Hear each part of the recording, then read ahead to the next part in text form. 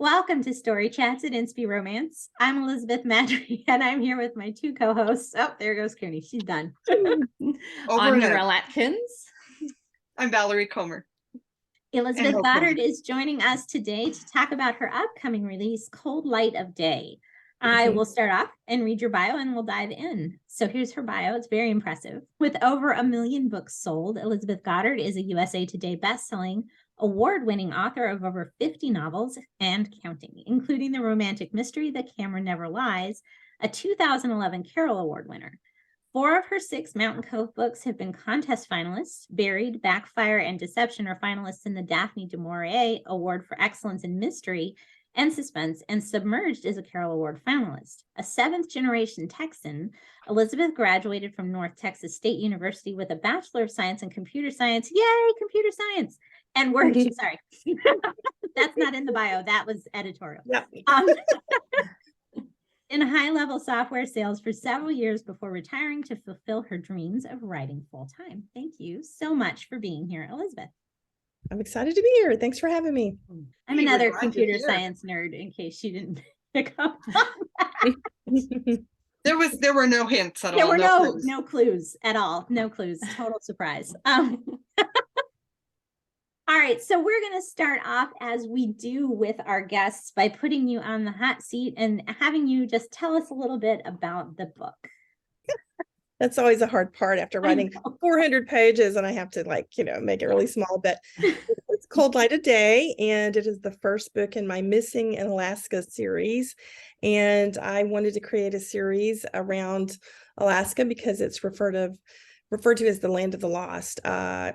More people go missing in Alaska than anywhere else in the United States. So I thought that would be super interesting. I created a fictional small town called Shadow Gap in a fjord. And so if you don't know what a fjord is, go look that up. Because the series is set in Southeast Alaska, which is the Panhandle, which is kind of along right next to Canada. And it's really completely different than mainland Alaska. Some of the same stuff, but a lot of beautiful geographical things like the Tongass. I can't say that right. Rainforest has a rainforest, waterfalls, and of course glaciers and mountains. So I love action adventure settings, and so Alaska is a great place to do that. So I created a small town called Shadow Gap, and I have my police chief, Autumn Long, is a female police chief, and her city council is trying to get rid of her, and she's got a quiet town, not much crime to speak of when some violence, or let's call it a crime wave, starts to happen, and so she's got her hands full. Enter my hero, Greer Brenner, and he's kind of an outsider. He just showed up in town 4 months ago, and she doesn't know who he is, but he's a hero, and everybody knows he's a hero because he keeps doing these heroic things. But he's trying to hide. He doesn't want anybody to know who he is or what his past is. But with the body count rising, she really has to rely on him and trust his skills to help her through. And so it's just kind of a lot of twists and turns. And if I tell you any more, then I'm going to give away some of the story, which I hate doing. So right. Yes. No. And that was today's episode of the Story Chats podcast. I'm sorry, was it too long? No, because you don't want to say more about the story. So I was just giving Beth an easy out here. No, I gotcha. We're not going to do that. All right, fine. We'll keep talking. So actually, though, Valerie, your question is up first, and it dovetails nicely with her. It does, doesn't it? It does. It's fabulous. Let's talk about Alaska. All right. Because you've got this little small town, and it's set on the fjord in between Haines and Skagway. So like other people, not everybody, but I'm not alone in this. I have been on an Alaskan cruise, and I have been to Skagway. So as I was reading, I was picturing this area. My husband, by the way, grew up in Prince Rupert, just in British Columbia, just south of the Panhandle, right? So that was kind of like his home turf when we did this cruise. So that was really cool, imagining all that. And then, spoiler alert, just don't listen too much. There's a scene or two that takes place on the White Pass Railway. Right. And we also got to do that. Good. So that was fun. I want to know, have you been to Alaska? Of course, everybody wants to know. Yeah, I wrote 6 books for Love Inspired Suspense, Mountain Cove series set in Southeast Alaska. And I did like a ton of research, and I have friends who live there and have input and put stuff in. And I have wanted to go. I've tried to go. We had planned a trip to do the same thing, the cruise that you were talking Yeah. about, but then COVID hit. Oh, Oh yeah, COVID. But my That does husband suck. travels to Alaska all the time, and I have friends there. So I've had to rely completely on other people. And I've had people who've lived there have read the Mountain Cove books, and they're spot on. So I just do what I do with all of my books when I haven't been able to spend as much time in a place, is I just thoroughly research, and I have the experts and people look at it and talk to it. And I do live in the Pacific Northwest. So I think of the What, Panhandle Texas? is No, Texas I anymore? live in Washington. So yeah, so I would get on the boat in Seattle and just take it right Yeah, on that's what we in, did, right? because I'm in British right. Columbia. So yeah. Right. Oh, okay. All right. Yeah. So Carthaginians. yeah, almost. So Very that's good. interesting because we do all have to do a lot of research, and some of Mhm. it is setting research, and some of it Right. is career or Yeah. introvert, extrovert, or whatever, Yeah. right? The thing, write what you know. I mean, how boring could that be? At some point we have to Laundry. get out of our chair and go, So I do as much research as I can. Another interesting thing, though, it's really funny, and you guys may have experienced this too, that I've created fictional towns and places, and people will complain about something about the town that's not real because they live there or they grew up there. And I'm like, no, you didn't, because it didn't, Yeah. or even in places where, that I have lived. And I'm like, so no matter what you do, you just write the very best story you can. And there's, most people are going to agree and say, yeah, but there's always going to be somebody say this doesn't happen. Or you're like, well, yes, it does. But, what can you do? Yeah. Yeah. When you say that we're told to write what we know, I think what I've kind of taken to heart is write what you want to know. Write what you're curious about, write what interests you. Even if it's not something you've done, then you've got a really good reason to do some deep research and talk to people who've done it and whatever. And then you can you get the best of both worlds. Right. And then it's your passion. If you're interested, it's your passion. And I am very passionate about beautiful settings, and they inspire me. So for sure. Absolutely. So I just want you to know that I am the wussy reader of the three of us. And I was not so sure about having you here, although I know you and I love you. And we've chatted numerous times. And so it wasn't like asking some really creepy stranger to story chats. She's sitting there with a serious face. Oh dear. So we had different takes on that part, but I just want to say that up front to our listeners that we haven't really been doing romantic suspense before. And so this is a new foray for us. And Beth and Narelle kind of took it and went, yeah, we're going to do this. Yay. Like, hey. I can read in the daytime for a while. It was hilarious because I Facebook messaged, we have a little chat group, Facebook group, the three of us, to organize and stuff. And I was like, I'm reading it. It's fantastic. It's not scary at all. Valerie, you're going to be fine. And Valerie's like, I have to read in the daytime. I'm like, it's scary. So we're not all the same. Yeah, we're not. But newsflash. I like to my books, my romantic suspense, I consider them to be on the lighter side. Yes. I can't read dark stories either, Valerie.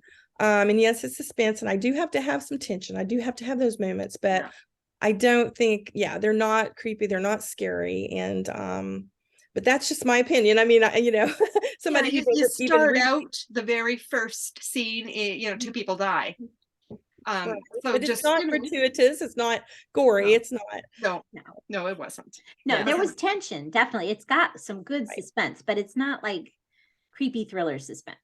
So no, and I can't do that. In fact, the only thing about writing suspense that is hard for me is the research. It could take me into dark places that I don't want to go. And so I really do pull back from that, and you're not going to see a lot of that in your book. I think for me to make it interesting, it's just something new and different that you maybe the average reader doesn't know about, because hey, I'm learning about it myself. So, you know, I put stuff in.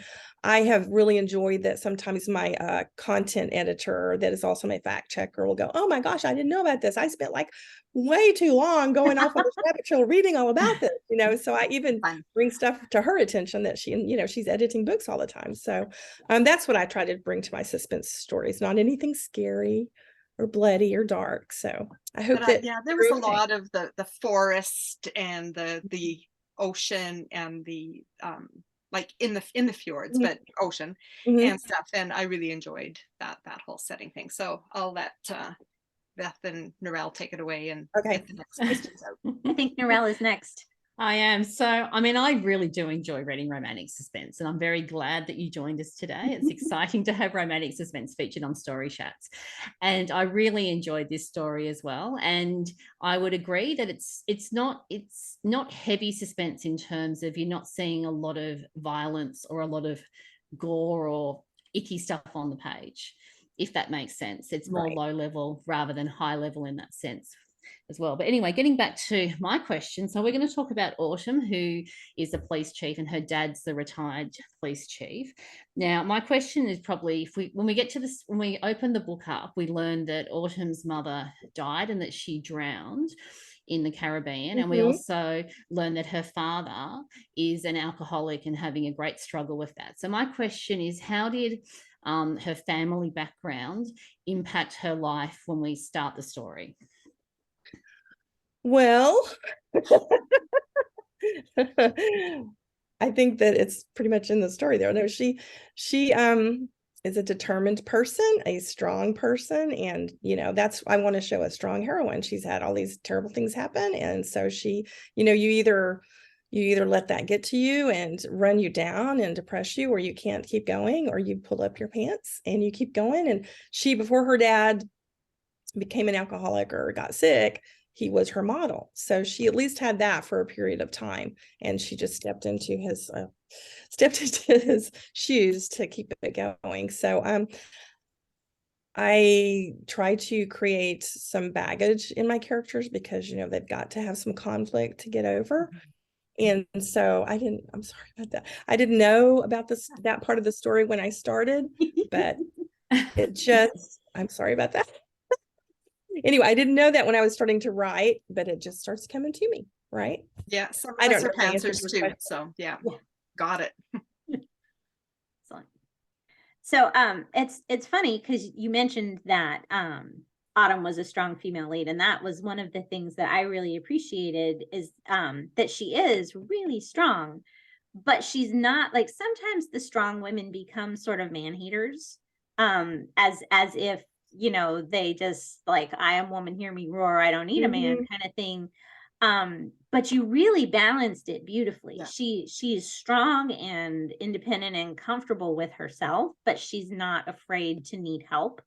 And she doesn't, you know, she's not a man hater. And I also appreciated really the fact that Greer is like manly and strong, but again, he's not an overbearing, like, get behind me, woman, I don't believe you're capable. You know, he's not a caveman. He's not an alpha male. Yeah, he's not.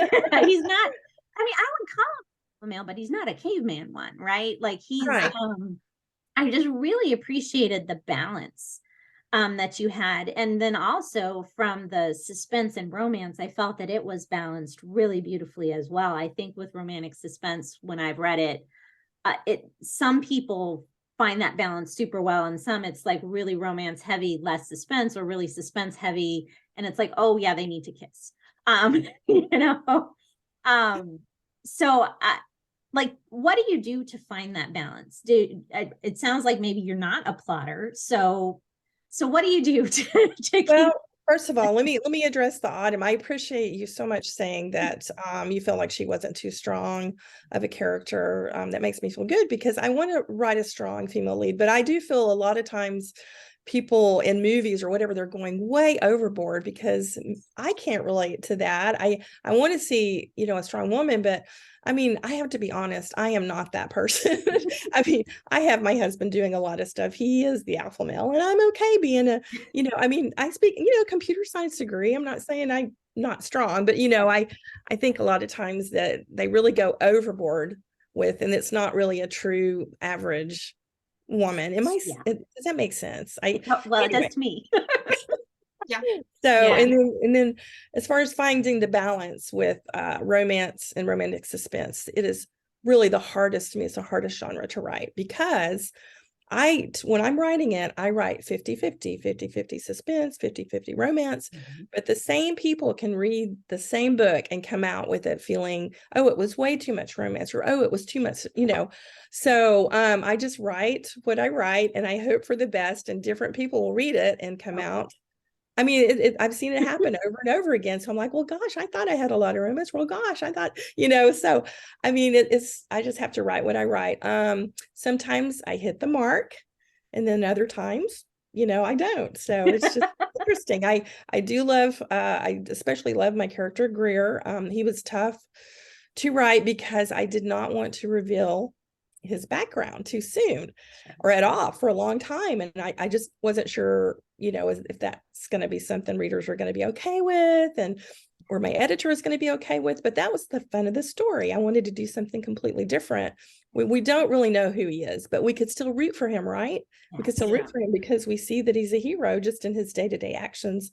And I feel like it's kind of a message to all of us that people don't have to know anything about us, but they need to be able to see that we are good, see the light in us, or see that we're a hero just from our actions. So that's really where I was going with him. And you know, it could have been a hit and miss with him either. So I just do what I do. I started out, and as you guys probably, if you've written for Heart Song Presents, you know that we had to write a chapter synopsis, and I have to do the same thing with Love Inspired Suspense. I have to write a synopsis that details everything. But for some reason, when it comes to the big books, I just cannot write the synopsis. And I have a kind of a loose idea in my head of what I want to do.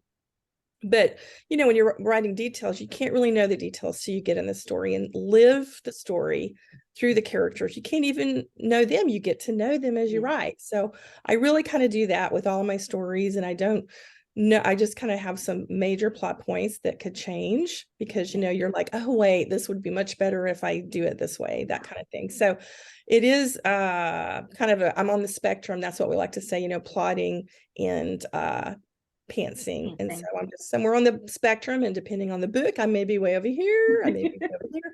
I don't know. I just go back and forth all the time. And I don't like that process, honestly. I would prefer to write a synopsis and know, because that would make the writing so much faster. I could just really whip out a book, but it is a very painful process. So when people say things to me like, oh, your characters were balanced, you did a good job, I'm like, oh, thank goodness, because, you know, it was a lot of work. The ending, which obviously we're not spoiling the ending, but I loved the fact that it was not an expected ending. Like, it wasn't there are some romantic suspense endings where you can figure out, okay, this is what he's hiding from, or whatever. We've established that Greer was trying to hide. So you know, and so I had all these ideas as we were going along, and I loved that it was nothing I came up with. It was unique, and it was, you know, it was clever. So many twists at the end that just were, I thought, delightful.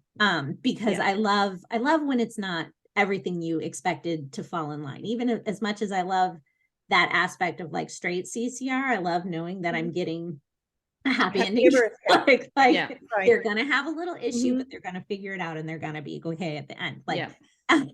I love that, but I love when there are also little unique things, and this I thought was fantastic. And I also love the vulnerability in Autumn's character as well. So yes, she is a strong woman, but there's also things that happen in the story that really challenge her as a person as well, and challenge her professionally, challenge her personally, and challenge her in the way she relates to Greer, and can she trust him? Can she trust people in general? So I thought it was beautifully done. Thank you. Thank you. Valerie, you looked like, yep, good. Okay. So much of it, like the reader brings their percent to it as well, right? We can write the best story we know how, as clever as we can possibly get while we're pantsing.